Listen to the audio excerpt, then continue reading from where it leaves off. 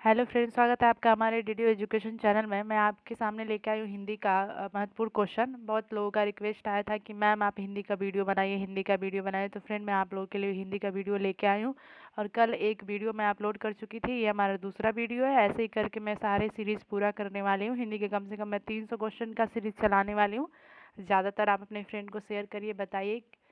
चलते हैं वीडियो की तरफ। इसका क्वेश्चन नंबर हम 23 देखेंगे। दिया है कि वह अर्थमान ध्वनि समुदाय जो पूरी बात या भाव की तुलना में अपूर्णता होते हुए भी अपने आप में पूर्ण तथा जिसमें प्रत्यक्ष या अपरोक्ष रूप में क्रिया का भाव हो, वाक्य है। यह वाक्य परिभाषा निम्नलिखित ने किसने कहा था? फ्रेंड देखते हैं किसने कहा था। तो भोलेनाथ तिवारी जी ने कहा था कि वह अर्थमान ध्वनि समुदाय जो पूरी बात या की तुलना में अपूर्ण होते हुए भी अपने आप में पूर्ण हो जाए, अप्रत्यक्ष रूप से परोक्ष रूप की क्रिया का भाव हो वाक्य में, तो उसे इस बात को किसने कहा था? तो भोलेनाथ तिवारी जी ने कहा था।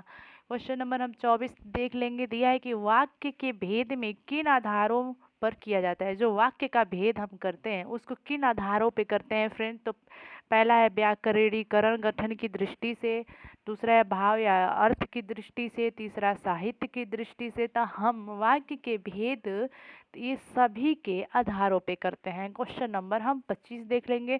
साहित्य दृष्टि से क्या भेद है? जो साहित्यिक दृष्टि से भेद वाक्य क्या है? तो क्या है? संयत है, शिथिल है, संतुलित है। फ्रेंड ये सभी है। साहित्य की दृष्टि से वाक्य का भेद ये सभी है। क्वेश्चन नंबर 26 हम देख लेंगे। वाक्य की प्रमुख आवश्यकता क्या है? क्या कह रहा है? वाक्य की प्रमुख आवश्यकता सार्थकता एवं योग्यता हो, हाँ, आकांक्षा एवं सन्निधि हो, अनुवंती हो, तो ये सभी हो। नेक्स्ट क्वेश्चन दिया है वाक्य विन्यास के गुण। वाक्य विन्यास के गुण क्या क्या है फ्रेंड? तो भाषा प्रभाव, अस्पष्टता, उच्च पदक्रम, ये सभी हो जाएंगे वाक्य विन्यास के गुण में आते हैं।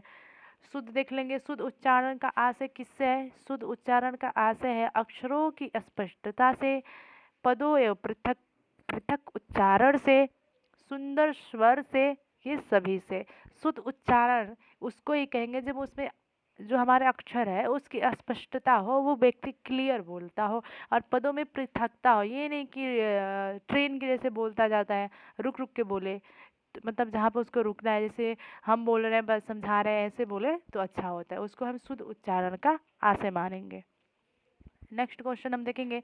शुद्ध एवं स्पष्ट उच्चारण का महत्व निम्न कारणों से होता है। किस किस कारणों से होता है फ्रेंड? देखते हैं हम। समाज में सम्मान से होता है, शिष्टता के लक्षण से होता है, भाषा में अस्तित्व से होता है।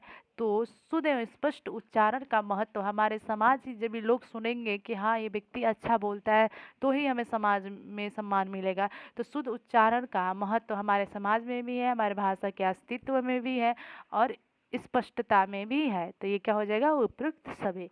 नेक्स्ट क्वेश्चन देखेंगे। उच्चारण दोष के कारण क्या है? फ्रेंड उच्चारण दोष के कारण क्या है हम देख लेते हैं।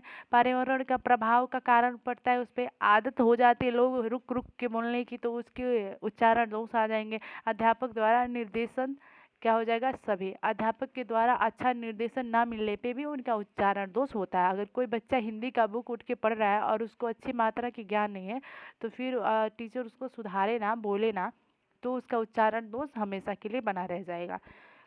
नेक्स्ट हम क्वेश्चन देखेंगे। संरचनात्मक पद्धति का सर्वाधिक प्रयोग डैश डैश भाषा में होता है। तो संरचनात्मक पद्धति का सर्वाधिक प्रयोग हिंदी भाषा में होता है। क्वेश्चन नंबर हम आगे देख लेंगे। 32 क्वेश्चन हमारा। संरचनात्मक पद्धति की प्रमुख इकाई है।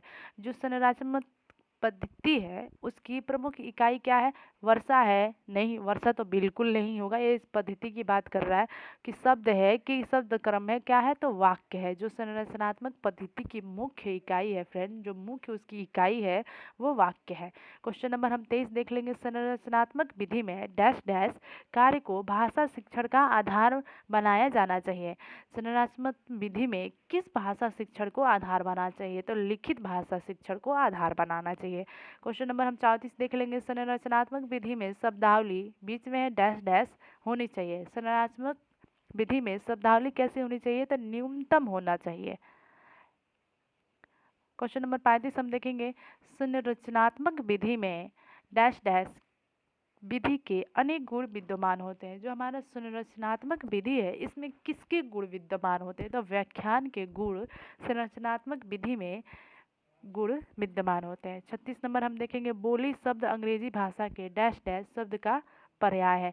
तो स्पीच स्पीच का जो है ये बोली शब्द अंग्रेजी भाषा के स्पीच शब्द का पर्याय है। क्वेश्चन नंबर 37 देख लेंगे, बोली के लिए डैश डैश शब्द का भी प्रयोग किया जाता है।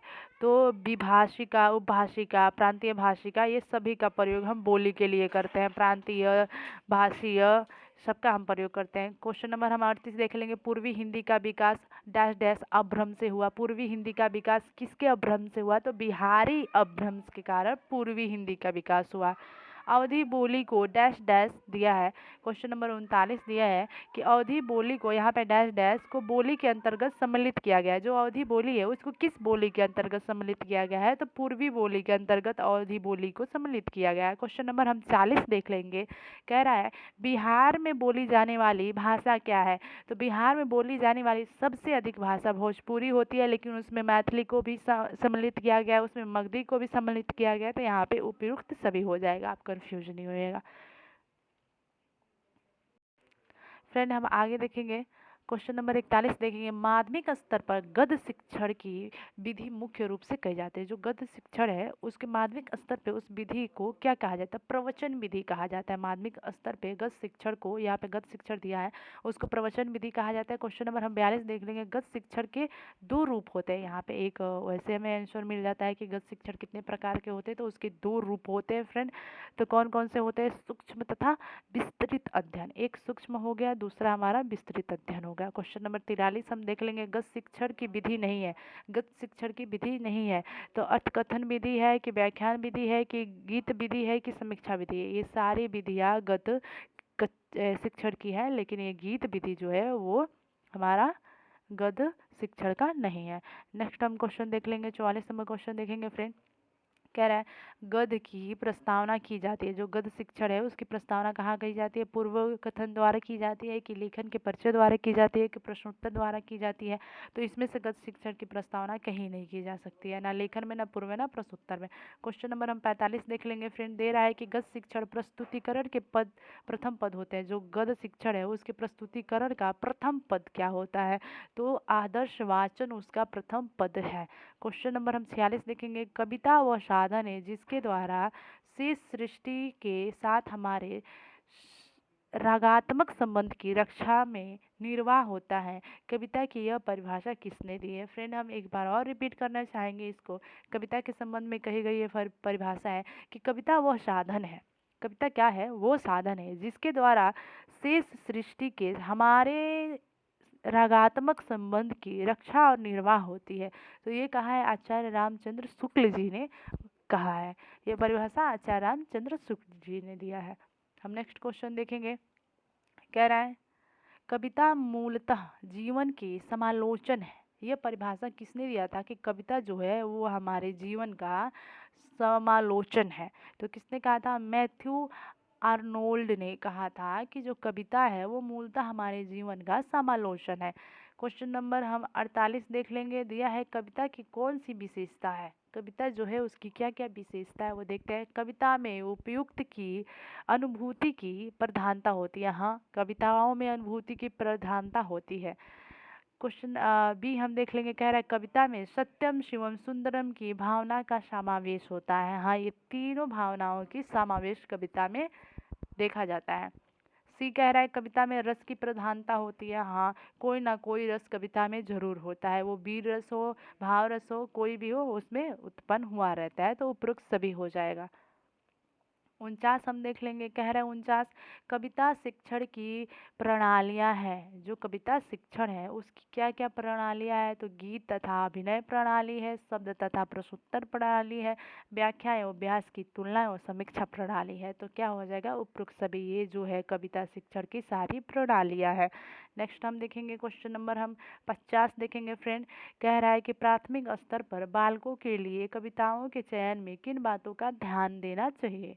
है ना, या फिर ध्यान रखना चाहिए। प्राथमिक स्तर के बालिकाओं की बात कह रहा है, देखिएगा माध्यमिक स्तर ने प्राथमिक स्तर की बात कह रहा है और कविताओं के चयन की बात कह रहा है। तो क्या क्या रखना चाहिए ध्यान, कविताओं में भाषा सरल हो, चित्रमय हो, तभी तो बच्चे आकर्षित होंगे। प्राथमिक स्तर की बात कर रहा है ना। हाँ, और बी कह रहा है कि कविताओं के अक्षर शब्दों की आवृत्ति हो, हाँ आवृत्ति हो, सुंदर चीज लिखा हो, थोड़ा स्पष्ट लिखा हो। सी कह रहा है कविताओं में वर्णित विषय विद्यार्थी के अनुभव क्षेत्र के अंतर्गत आता हो, हाँ तो उसके अनुभव क्षेत्र के अंतर्गत आता हो तो ज़्यादा आकर्षित होता है, बच्चा अच्छे से सीखता है। तो क्या हो जाएगा, उपरोक्त सभी। फ्रेंड, आपका हमारा ये वीडियो कैसा लगा आप ज़रूर कमेंट करके बताइएगा। लाइक एंड सब्सक्राइब, अपने फ्रेंड को ज़्यादा से ज़्यादा शेयर करें ताकि उनको भी इस वीडियो का लाभ मिल सके, एग्ज़ाम में एक दूसरे का हेल्प करें। Friend, bye bye, take care. मैं नेक्स्ट वीडियो बनाने वाली हूँ, ये पूरे 300 क्वेश्चन का सीरीज चलेगा। Bye bye.